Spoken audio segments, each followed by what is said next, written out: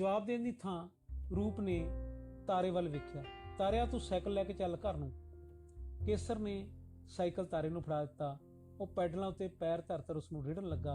रूप ने पैर दे गूठे नाल धरती नूं 3 वार वाया।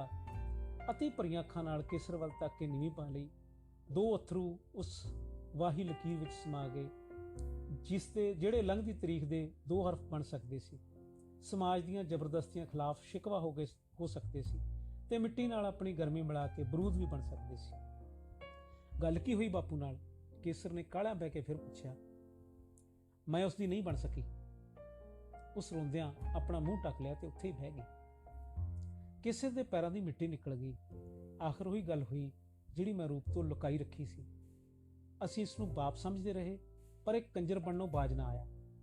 उस रोंदी रूप नूं बिल्कुल ना वराया ते गुस्से दी घुट भर के बोलिया, हुण तेरी की सलाह है? हंझू वहांदियां अखां रूप ने उतां चुक्कियां जिवें कहना चाहुंदियां सन, सलाह ते मेरी? अच्छा तू इत्थे बैठ ते मैं आया। वो इन्नी कह के काहलियां तुर पिया। मैं कहा जी कि गल सुणो। केसर ने पैर मड़ लए। जाके लड़ियो ना तुहानूं मेरी सौं। पर केसर ने कोई उत्तर ना दिता ते रवां रवीं पिंड नूं तुर पिया।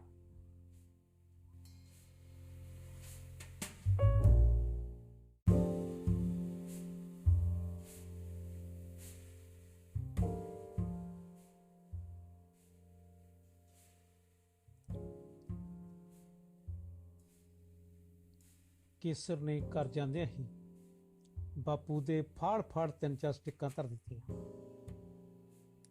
दुल्ला सिंह ने आउंदे केसर दा गुसैला रुख तां वेख लिया सी पर उसनूं स्टिक्कां मारन दी बिल्कुल आस नहीं सी।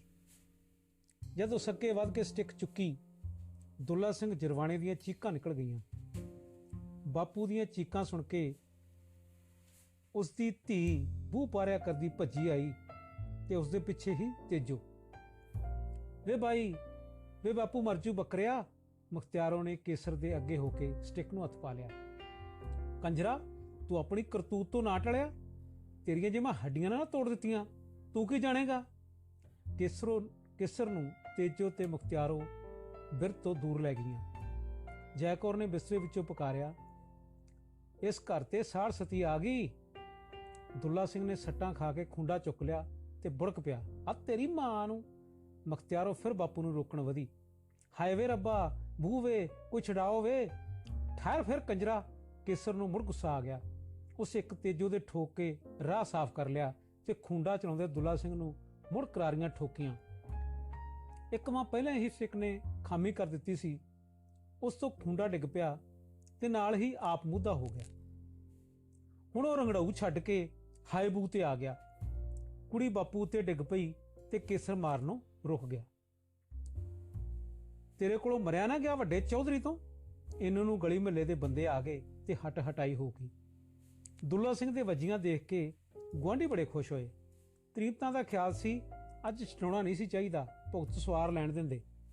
गल ठंडी पैण जाण पिछों किधरों रतन सिंह डांग लैके आ गया। उस बिना कुछ जाने समझे केसर नूं गालां देणियां शुरू कर दित्तियां। क्यों तू भी हट तड़ाउणी है? घर फूक दूं सारा, मेरे नालों परे हो जाओ। केसर रतन सिंह नूं कुछ नहीं आखना चाहुंदा सी। केसर दे पिंडे चों गुस्से नाल रत चो रही सी। रतन सिंह केसर नूं तकड़ा जाण के उसते गल ना पिया। रतन सिंह दी शह पा के दुल्ला हाय हाय करदा बोलिया, जिधरों कुत्ती गई है तू भी उधर निकल जा मेरे घरों। तैनूं मरला थां नहीं देना, ना कनाल जमीन। उसदी बांह गल नाल लाई हुई सी ते तैनूं खुआ खा टट्टा जो बना लिया।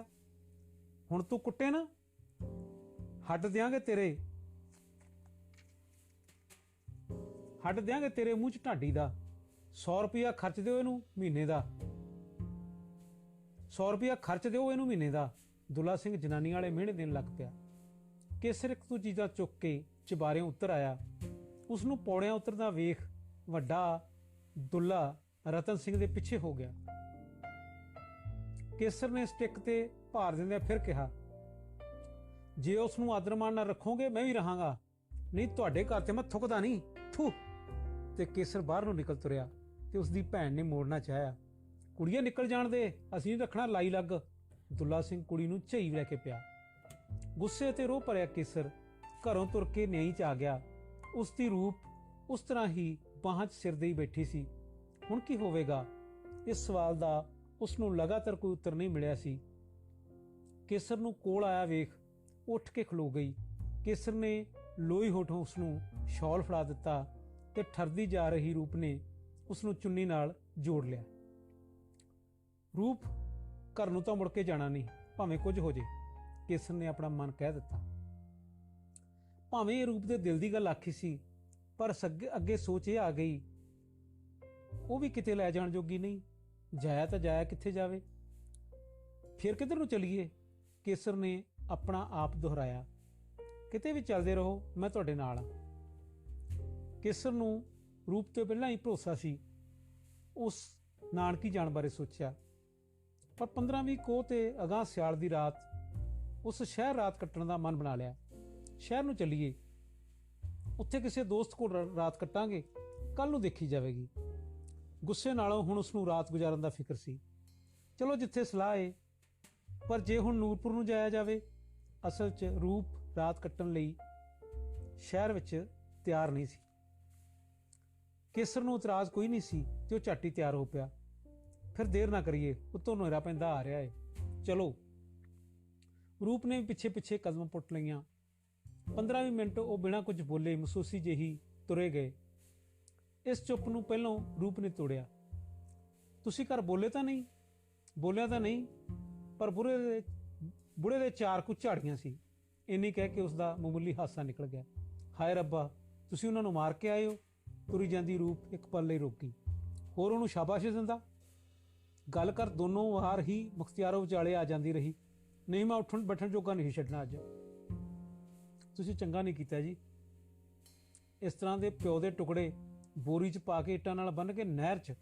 ਇੱਕ ਪਲ ਰੁਕ ਕੇ ਉਸ ਆਖਿਆ, ਤੈਨੂੰ ਕੀ ਦੱਸਾਂ, ਕੰਜਰ ਤੇਜੋ ਨਾਲ ਵੀ ਮਾੜਾ ਸੀ ਜੀ, ਮੈਂ ਆਪ ਤੁਹਾਨੂੰ ਦੱਸ ਨਹੀਂ ਸਕੀ।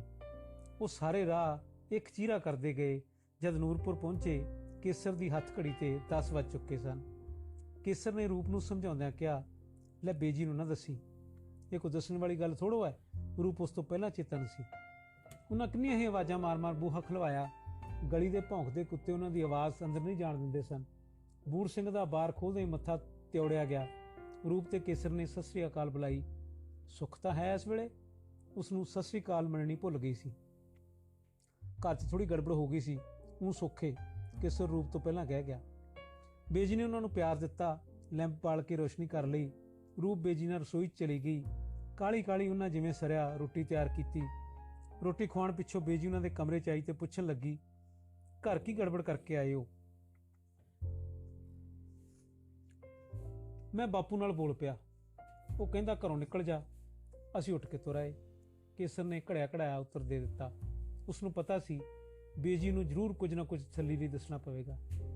ਕਾਕਾ, ਹੁਣ ਤਾਂ ਤੂੰ ਸਿਆਣਾ ਹੈ, ਪਰ ਮਾਪਿਆਂ ਸਾਹਮਣੇ ਬੋਲਣਾ ਚੰਗਾ ਕੰਮ ਨਹੀਂ। ਹੁਣ ਸਾਡੇ ਕੋਲੋਂ ਮਿੰਨਤਾਂ ਕਰਵਾਓਗੇ? ਬੇਜੀ ਨੇ ਸਮੱਤ ਵਜੋਂ ਆਖਿਆ। ਬੇਜੀ, ਸਾਡਾ ਬੜਾ ਅੜਬ ਹੈ। ਤੁਹਾਨੂੰ ਤਾਂ ਕੀ, ਮੈਂ ਕਿਸੇ ਨੂੰ ਵੀ ਮਿੰਨਤ ਨਹੀਂ ਕਰਨ ਦੇਵਾਂਗਾ। ਮਿੰਨਤਾਂ ਕੀ, ਜੇ ਆਪ ਚੱਲ ਕੇ ਲੈਣ ਵੀ ਆਇਆ, ਅਸੀਂ ਨਹੀਂ ਜਾਣਾ। ਕੇਸਰ ਨੇ ਆਪਣੇ ਮਨ ਦੇ ਫੈਸਲੇ ਤੋਂ ਬੇਜੀ ਨੂੰ ਜਾਣੂ ਕਰਵਾ ਦਿੱਤਾ। ਕਾਕਾ, ਤੁਸੀਂ ਨਿਆਣੇ ਹਾਲੇ ਕੀ ਕਰ ਸਕਦੇ ਹੋ? ਬੇਜੀ ਨੂੰ ਇੱਕ ਨਵੀਂ ਚਿੰਤਾ ਖੜੀ ਹੋ ਗਈ। ਮੈਂ ਸਭ ਕੁਝ ਕਰ ਲਵਾਂਗਾ। ਬੇਜੀ 2-4 ਗੱਲਾਂ ਹੋਰ ਕਰਕੇ ਚਲੀ ਗਈ। ਉਹਨਾਂ ਦੇ ਜਾਣ ਪਿੱਛੋਂ ਕੇਸਰ ਨੇ ਰੂਪ ਨੂੰ ਦੱਸਿਆ, ਮੈਂ ਸਵੇਰੇ ਭਰਤੀ ਹੋ ਜਾਣਾ ਹੈ। ਉਹ ਸਮਝਦਾ ਸੀ ਕਾਲਜ ਪੜ੍ਹਨ ਦਾ ਤਾਂ ਹੁਣ ਸਵਾਲ ਹੀ ਨਹੀਂ ਸੀ ਪੈਦਾ ਹੁੰਦਾ। ਰੂਪ ਇੱਕਦਮ ਸਹਿਮ ਗਈ ਤੇ ਉਸ ਦੇ ਮੂੰਹੋਂ ਭਰਤੀ ਸ਼ਬਦ ਨਿਕਲ ਗਿਆ। ਇਹ ਗੱਲ ਰੂਪ ਦੇ ਦਿਮਾਗ ਵਿੱਚ ਸਾਫ਼ ਸੀ, ਜੇ ਦਿਨ ਸਹੁਰੀ ਨਹੀਂ ਕੱਟੇ ਜਾ ਸਕਦੇ ਤਾਂ ਪੇਕੀ ਕਿਵੇਂ ਕੱਟੇ ਜਾ ਸਕਦੇ ਹਨ? ਨਿੱਤ ਦਾ ਵਿਛੋੜਾ ਤੇ ਭਰਤੀ ਹੋ ਜਾਣ ਵਰਗਾ ਦੁੱਖ ਝੱਲਣ ਲਈ ਉਹ ਤਿਆਰ ਨਹੀਂ ਸੀ। ਪਰ ਜਾ ਵੀ ਕਿੱਥੇ ਸਕਦੀ ਸੀ? ਆਖਰ ਮਜਬੂਰੀ ਦੇ ਦਿਨ ਤਾਂ ਕੱਟਣੇ ਹੀ ਸਨ। ਕੇਸਰ ਤੋਂ ਚੋਰੀ ਸਾਰੀ ਰਾਤ ਉਹ ਗੁੱਜਾ ਰੋਂਦੀ ਰਹੀ ਤੇ ਸਵੇਰੇ ਭਰਤੀ ਹੋਣ ਜਾਂਦੇ ਨੂੰ ਉਹ ਉੱਪਰਲੇ ਮਨੋਂ ਵੀ ਨਾ ਆਖ ਸਕੀ। ਜੰਗ ਦੀ ਚੜ੍ਹਾਈ 'ਚ ਜਿੰਨੀ ਫੌਜੀ ਭਰਤੀ ਦੀ ਕਦਰ ਸੀ, ਉਨੀ ਲੋਹਾਈ 'ਚ ਨਾ ਰਹੀ। ਕੇਸਰ ਨੂੰ ਜਮਾਦਾਰੀ 'ਚ ਲੈਣ ਵਾਲੇ ਦਿਨ ਕਦੋਂ ਦੇ ਬੀਤ ਗਏ ਸਨ, ਪਰ ਅੱਜ ਹਵਲਦਾਰੀ ਲਈ ਵੀ ਨੱਕ ਬੁੱਲ ਮਾਰੇ ਜਾ ਰਹੇ ਸਨ। ਉਹ ਗੁਜ਼ਰ ਚੁੱਕੇ ਨੂੰ ਝੂਰ ਰਿਹਾ ਸੀ ਕਿ ਉਦੋਂ ਮੈਂ ਆਕੜ ਖਾਂ ਨਾ ਬਣਦਾ, ਅੱਜ ਨੂੰ ਸਰਦਾਰ ਹੋ ਜਾਣਾ ਸੀ। ਫਿਰ ਉਸ ਸਿਵਲੀਅਨ ਕਲਰਕ ਲੱਗਣਾ ਚੰਗਾ ਸਮਝਿਆ ਤਾਂ ਕਿ ਖਲੋਣ ਲਈ ਥਾਂ ਬਣ ਜਾਵੇ। ਉਹ ਸੋਚਿਆ ਖਬਰੇ ਕੋਈ ਸਿਫਾਰਿਸ਼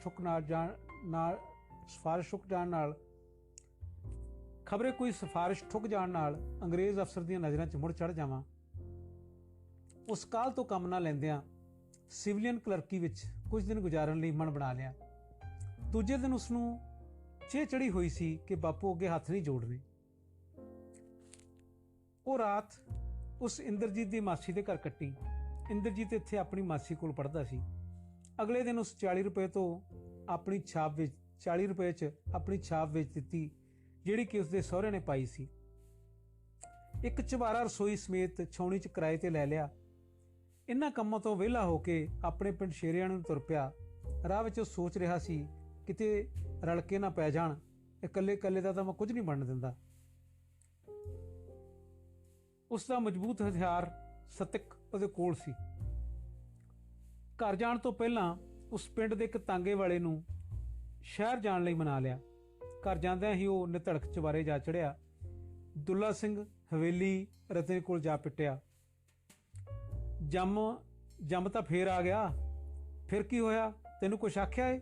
ਨਹੀਂ, ਖਬਰੇ ਕੀ ਕਰੂਗਾ, ਤੂੰ ਘਰ ਨੂੰ ਜਾ। ਫੱਟੀਆਂ ਬੰਨੀ ਬਾਂਹ ਉਸਦੇ ਗਲ ਵਿੱਚ ਲਮਕ ਰਹੀ ਸੀ। ਰਤਨ ਸਿੰਘ ਨੇ ਦੇਖਿਆ ਕੇਸਰ 2-3 ਬਿਸਤਰੇ ਚੁੱਕੀ ਜਾ ਰਿਹਾ ਸੀ ਜਿਹੜੇ ਉਸ ਰੂਪ ਦੀ ਪੇਟੀ ਚੋਂ ਕੱਢੇ ਸਨ। ਉਹ ਕੇਸਰ ਨੂੰ ਕੁਝ ਨਾ ਬੋਲਿਆ। ਦੂਜੇ ਗੇੜੇ ਰੂਪ ਦਾ ਸੂਟਕੇਸ ਤੇ ਜੁੱਤੀਆਂ ਵਾਲਾ ਝੋਲਾ ਲੈ ਗਿਆ। ਘਰ ਦਾ ਕੋਈ ਜੀ ਉਸ ਨੂੰ ਬੁਲਾਉਣ ਦੀ ਹਿੰਮਤ ਨਹੀਂ ਰੱਖਦਾ ਸੀ। ਤੀਜੇ ਗੇੜੇ ਉਹ ਸਾਈਕਲ ਤੇ ਕੁਝ ਹੋਰ ਲੋੜੀਂਦੀਆਂ ਚੀਜ਼ਾਂ ਲੈ ਗਿਆ। ਸਾਈਕਲ ਉਸ ਨੂੰ ਸਹੁਰਿਆਂ ਹੀ ਦਿੱਤਾ ਸੀ। ਘਰ ਦੇ ਕਿਸੇ ਜੀ ਨੇ ਚੂੰ ਚਰਾ ਨਾ ਕੀਤੀ ਤੇ ਫਿਰ ਉਹ ਮੁੜ ਕੇ ਨਾ ਆਇਆ। ਉਸ ਤੋਂ ਦੂਜੇ ਦਿਨ ਪਿੱਛੋਂ ਹੀ ਕੇਸਰ ਰੂਪ ਨੂੰ ਨਵੇਂ ਘਰ ਲੈ ਆਇਆ, ਜਿਸ ਨੂੰ ਆਪਣਾ ਨਾਂ ਹੋਣ ਤੇ ਵੀ ਉਹ ਆਪਣਾ ਕਹਿ ਸਕਦਾ ਸੀ।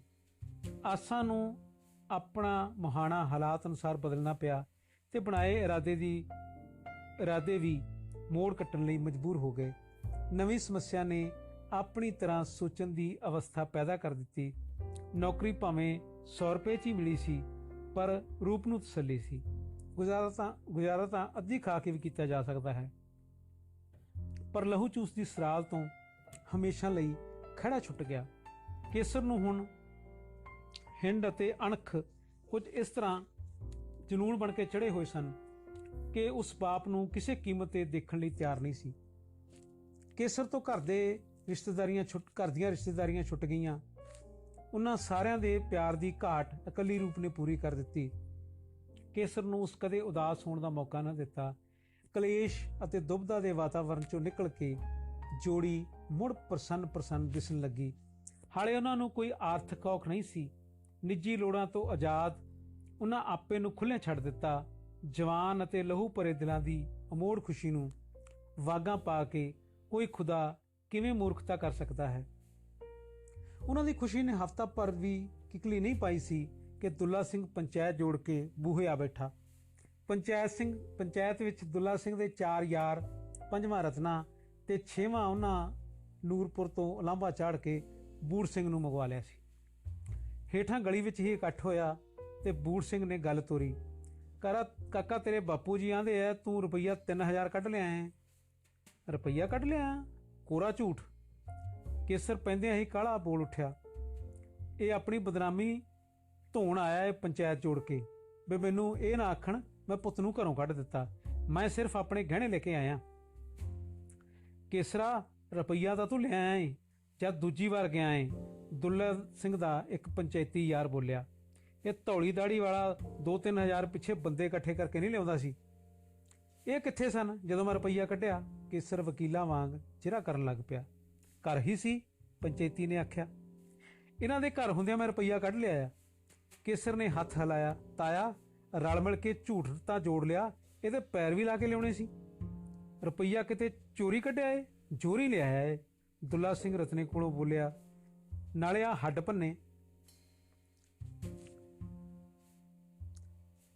ਭੰਨੇ ਸੁਣ ਕੇ ਰੂਪ ਖੁਸ਼ ਹੋਣੋਂ ਨਾ ਰਹਿ ਸਕੀ। ਉਹ ਛੱਤ ਉੱਤੇ ਕੰਨ ਲਾਈ ਖਲੋਤੀ ਸੀ। ਤਾਇਆ, ਆਥਣੇ ਇਸ ਬੋਤਲ ਪਿਉਣੀ ਤਾਂ ਨਹੀਂ ਕੀਤੀ ਤੁਹਾਨੂੰ? ਉਗਦੀਆਂ ਪਤਾਲ ਮਾਰੀ ਜਾਂਦੇ ਹੋ। ਕੇਸਰ ਦਾ ਗੁੱਸਾ ਤਾਕ ਆ ਗਿਆ। ਕਿਸੇ ਪੰਚਾਇਤੀ ਨੇ ਮੁੜ ਕੇ ਬੋਲਣ ਦਾ ਹੀਆ ਨਾ ਕੀਤਾ। ਕਾਕਾ, ਵੱਡਿਆਂ ਨੂੰ ਇਉਂ ਨਹੀਂ ਬੋਲੀਦਾ। ਬੂੜ ਸਿੰਘ ਨੇ ਜੱਚਦੀ ਜਿਹੀ ਘੂਰੀ ਨਾਲ ਕੇਸਰ ਨੂੰ ਤਾੜਿਆ। ਇਹਨਾਂ ਦੀਆਂ ਕਰਤੂਤਾਂ ਮੈਂ ਜਾਣਦਾ ਹਾਂ ਬਾਬਾ ਜੀ, ਤੁਹਾਨੂੰ ਕੀ ਪਤਾ ਏ ਪਿੰਡ 'ਚ ਕਿਵੇਂ ਇਨਸਾਫ ਕਰਦੇ ਆ। ਰੁਪਈਆ ਤੇਰੇ ਹੱਥ ਲੱਗਾ ਏ, ਸ਼ਹਿਰ ਮੌਜਾਂ ਮਾਣ, ਅਸੀਂ ਕਮਾਉਂਦੇ ਮਰ ਗਏ, ਤੂੰ ਉੜਦੂ ਲਾ। ਦੁੱਲੇ ਨੇ ਸੱਚਾ ਹੋਣ ਲਈ ਆਪਣਾ ਰੋਣਾ ਸ਼ੁਰੂ ਕਰ ਦਿੱਤਾ। ਜੇ ਭੁੱਖਾ ਨਾ ਮਰਿਆ ਆ ਦਾੜੀ ਨਾ ਸਮਝੀ। ਮੈਂ ਤੇਰੇ ਖੇਖ ਨੂੰ ਚੰਗੀ ਤਰ੍ਹਾਂ ਜਾਣਦਾ, ਜੇ ਪੱਤ ਲਿਜਾਈ ਜਾਂਦੀ ਹੈ ਤਾਂ ਲੈ ਜਾ, ਨਹੀਂ ਤਾਂ। ਅੱਗੇ ਕੇਸਰ ਨੇ ਕੁਝ ਨਾ ਆਖਿਆ ਤੇ ਦੁੱਲਾ ਸਿੰਘ ਸਭ ਕੁਝ ਸਮਝ ਗਿਆ। ਮੈਂ ਤੈਨੂੰ ਨਾ ਹੋਇਆ ਲਿਖਾ ਦੇਣਾ ਏ, ਨਹੀਂ ਰੁਪਈਆ ਮੋੜ ਦੇ। ਨਿਸ਼ੰਗ 100-200 ਰੱਖ ਲੈ, ਨਹੀਂ ਮੈਂ ਸਾਰੀ ਯਾਦ ਇਹਨਾਂ ਦੋਹਾਂ ਦੇ ਨਾਂ ਲਵਾ ਦੇਣੀ ਏ। ਦੁੱਲਾ ਸਿੰਘ ਨੇ ਲੋੜ ਤੋਂ ਵੀ ਵਾਧੂ ਨਾਟਕ ਖੇਡ ਲਿਆ। ਰੁਪਈਆ ਮੈਂ ਇੱਕ ਨਹੀਂ ਲੈ ਕੇ ਆਇਆ, ਝੂਠ ਤੇਰਾ ਪੈਰੀ ਤੁਰਨ ਨਹੀਂ ਦੇਣਾ ਤੇ ਬਾਕੀ ਰਿਹਾ ਜਾਇਦਾਦ ਲਵਾਉਣਾ। ਤੂੰ ਤਾਂ ਸਾਰੀ ਕਹਿੰਦਾ ਏ, ਮੇਰੇ ਵੱਲੋਂ ਕਨਾਲ ਲਵਾ ਕੇ ਵੇਖ। ਜੇ ਤੈਨੂੰ ਇੰਨਾ ਨਾ ਵੱਢਾਂ। ਮੈਨੂੰ ਕਿਸੇ ਨੇ ਕੇਸਰ ਨਹੀਂ ਕਹਿਣਾ। ਉਸ ਉਂਗਲ ਦੇ ਫੁੱਲ ਨੂੰ ਟੁਕੜੇ ਵਜੋਂ ਦਿਖਾਇਆ। ਪੰਚਾਇਤੀ ਨਾਲ ਆ ਕੇ ਪਛਤਾ ਰਹੇ ਸਨ। ਦੁੱਲਾ ਸਿੰਘ ਨਾਲ ਉਹਨਾਂ ਦਾ ਵੀ ਮਾਵਾ ਲੈ ਗਿਆ ਸੀ। ਦੁੱਲਾ ਸਿਆਂ, ਇੰਨੀ ਤਿੜੀ ਤੇਲ ਹੈ ਨਹੀਂ, ਟਿੰਡੀ ਨਹੀਂ ਕਪਾ, ਕਾਹਨੂੰ ਮੂੰਹ ਦਾ ਸਵਾਦ ਗਵਾਉਣਾ ਏ। ਤਾਏ ਨੇ ਬਾਂਹ ਫੜ ਕੇ ਦੁੱਲਾ ਸਿੰਘ ਨੂੰ ਉਠਾ ਲਿਆ। ਅੱਜ ਕੱਲ੍ਹ ਦੀ ਔਲਾਦ ਕਰਮਾਂ ਨਾਲ ਹੀ ਸੁੱਖ ਦਿੰਦੀ ਹੈ। ਉਹ ਸਾਰੇ ਬੁੜਬੁੜ ਕਰਦੇ ਉੱਠ ਕੇ ਤੁਰ ਗਏ। ਕੇਸਰ ਤੇ ਬੂੜ ਸਿੰਘ ਚੁਬਾਰੇ ਚੜ੍ਹਨ ਲੱਗੇ। ਬੂੜ ਸਿੰਘ ਨੇ ਤਸੱਲੀ ਲਈ ਪੁੱਛਿਆ, ਕੋਈ ਗੱਲ ਵੀ ਸੀ ਕਿ ਦੁੱਲਾ ਸਿੰਘ ਐਵੇਂ ਹੀ ਚੀਕਦਾ ਏ? ਬਿਲਕੁਲ ਬਕਵਾਸ ਕਰਦਾ ਏ, ਅਸਲ 'ਚ ਸੱਚਾ ਹੁਣ ਨੂੰ ਮਰਦਾ ਏ ਵੀ ਮੈਨੂੰ ਕੋਈ ਬੁਰਾ ਨਾ ਆਖੇ। ਉਹ ਦੋਵੇਂ ਛੱਤ ਤੇ ਆ ਗਏ। ਤੁਸੀਂ ਉਹਨਾਂ ਦਾ ਚਾਹ ਪਾਣੀ ਦਾ ਤਾਂ ਨਾਂ ਲੈ ਲੈਣਾ ਸੀ। ਰੂਪ ਨੇ ਪ੍ਰਾਹੁਣਚਾਰੀ ਨੂੰ ਮੁੱਖ ਰੱਖਦਿਆਂ ਆਖਿਆ। ਤੂੰ ਚਾਹ ਪਾਣੀ ਪੁੱਛਦੀ ਐ? ਮੈਂ ਸਟਿੱਕ ਫੇਰਨੀ ਸੀ। ਉਹ ਤਿੰਨੇ ਹੱਸ ਪਏ। ਕੇਸਰ ਤੇ ਬੂੜ ਸਿੰਘ ਚੁਬਾਰੇ 'ਚ ਬਹਿ ਕੇ ਇੱਧਰ ਉੱਧਰ ਦੀਆਂ ਗੱਲਾਂ ਮਾਰਨ ਲੱਗੇ ਤੇ ਰੂਪ ਨੇ ਰਸੋਈ ਵਿੱਚ ਚਾਹ ਤਿਆਰ ਕਰਨੀ ਸ਼ੁਰੂ ਕਰ ਦਿੱਤੀ।